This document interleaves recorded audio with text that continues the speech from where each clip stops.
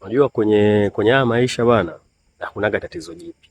Kwa hiyo ukipata changamoto kazini, kwenye biashara, shule, chuo, kwenye mahusiano, uliza.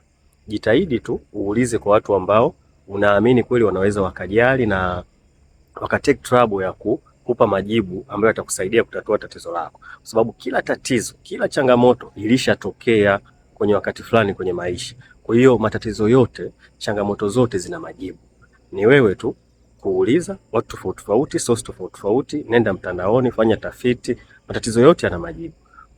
Kuepuka stress ni muhimu kufanya hivi, kwa sababu ukiwa na tatizo unakaa nalo mwenyewe linaweza likakusumbua sana. Huku jibu lake ni dogo tu. Huku njia ya kusolve hilo tatizo ni ndogo sana. Sema tu wewe labda ni mara ya kwanza limekutokea, sawa? Kama ni kazi, labda kazi ya kwanza, unapata changamoto fulani. Uliza, kuna watu wako kazini miaka 20. Ni biashara unayoifanya. Kuna watu wanafanya hiyo biashara miaka 30, 40. Sawa? Na mitandaoni pia kuna research nyingi sana zimefanyika na vitu vingi sana vina majibu.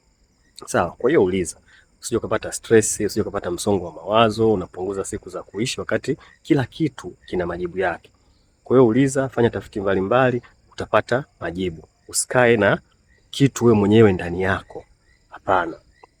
Jaribu kutafuta watu sahihi, wale ambao akili yako na nafsi yako inakuambia kabisa hawa ni watu sahihi, kwa sababu muda mwingine pia kujua watu sahihi au jamii sahihi ni wewe mwenyewe kujiuliza ndani. Hakuna namna nyingine, ni wewe kujiuliza ndani. Ukiona at least kwa 50% anaweza kama mtu sahihi kutoa hayo majibu, basi muulize.